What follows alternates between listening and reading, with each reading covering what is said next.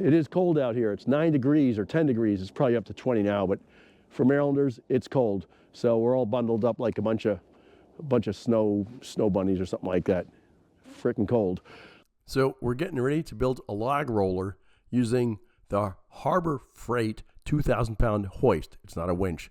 So the first step is I've got to make some steel brackets which set on top of these telephone poles. So I've got to measure them. I'll go home. You're not going to get to watch it. Weld up some brackets, and Alan and I will put these brackets up. Now we're on the north side of the building, and the north side of the building, we have an I-beam in spot. It's a 10-inch tall I-beam by 5 inches wide maybe. So we've got 2.5 inches. I still wanted a bracket on there to secure to the I-beam so this thing didn't go off. So Alan and I are using the magnetic drill press to drill 9/16 inch holes to hold my bracket on. And you'll see I built a little bracket. We can bolt it right on. And then this in turn will be connected to our 6x8 oak wooden beam to hold it in place. At least that's what the plan is anyway.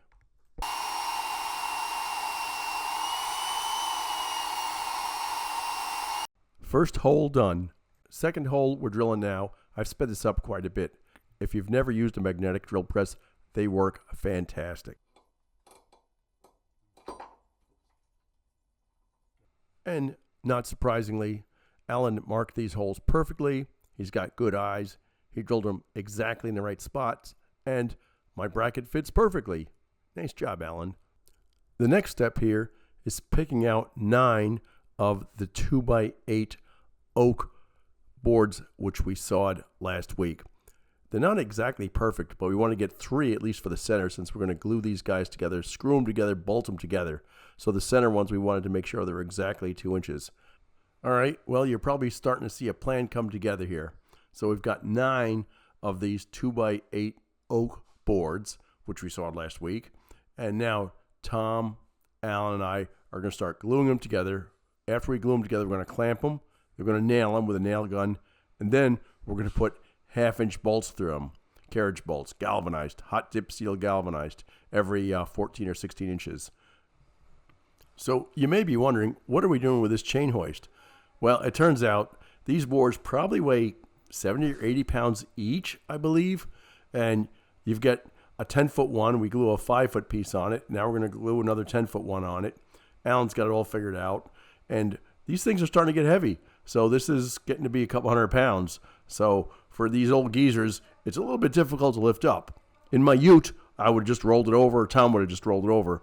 But now, as we're getting older, we're going to go a little bit easier on ourselves. So here I am starting to drill holes into this beam we're building so we can put these 1/2-inch carriage bolts through here. Fortunately, Jeff Bezos came through and he delivered my 9/16 inch auger bits this morning at like 8 o'clock. The 9/16 inch bits make it a lot easier when putting 1/2-inch carriage bolts through here, because 1/2-inch bolts are just tight and you've got to fight them the whole way or hit them with a hammer, which I'd prefer not to do. The main purpose of these bolts is to squeeze tightly. So we'll drill 12, 14 holes, 20 holes, whatever it is, every 14 inches, and then we'll put some bolts in here. And in case you're wondering, this is a Milwaukee right angle drill. It's a 1/2-inch drill. It's a monster. You can't stall it. And for nails, we're using a DeWalt electric nail gun. It's a framing gun, and it works swimmingly well.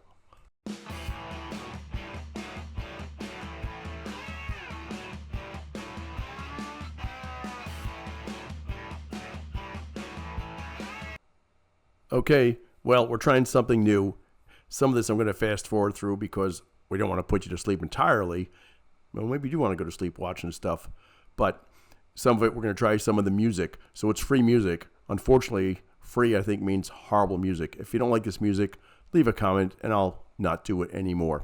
In the meantime, this beam is coming along really well. It's a lot of fun for me because Alan, Tom, and I work as a great team.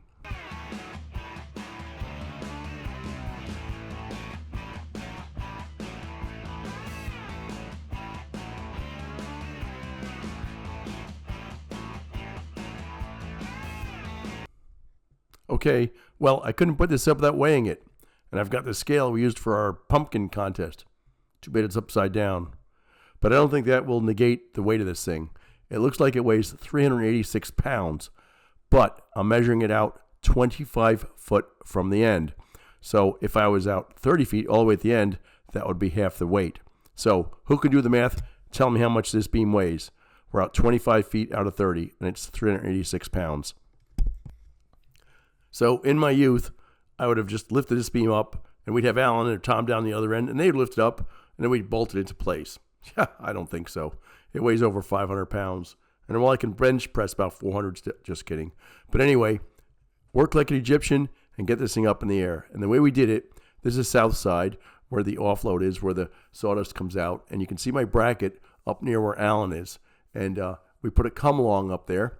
And that come-along is around a piece of wood. And the piece of wood goes and connects to 3 of the trusses.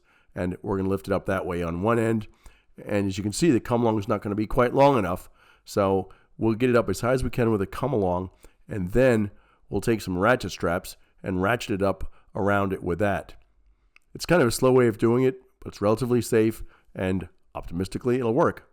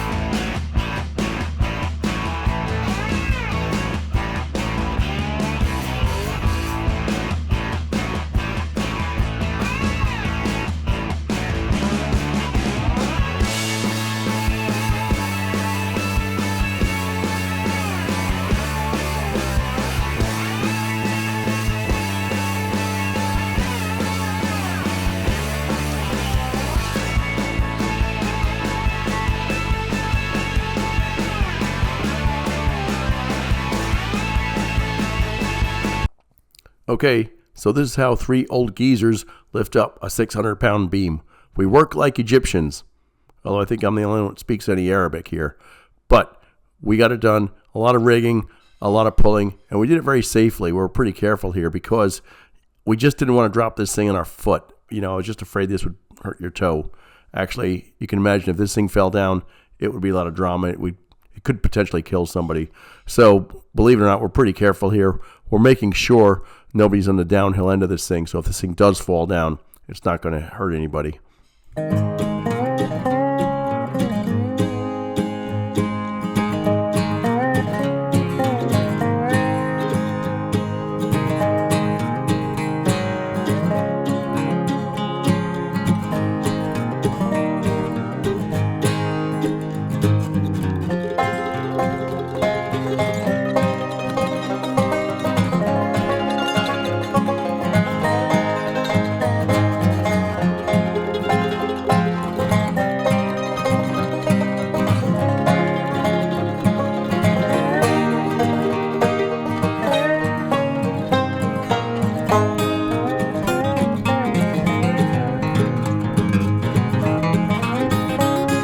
Okay, so my buddy Jared is a professional video editor. He knows like Premiere Pro, like I know the back of my hand. I don't know what they word it, but you know what I mean.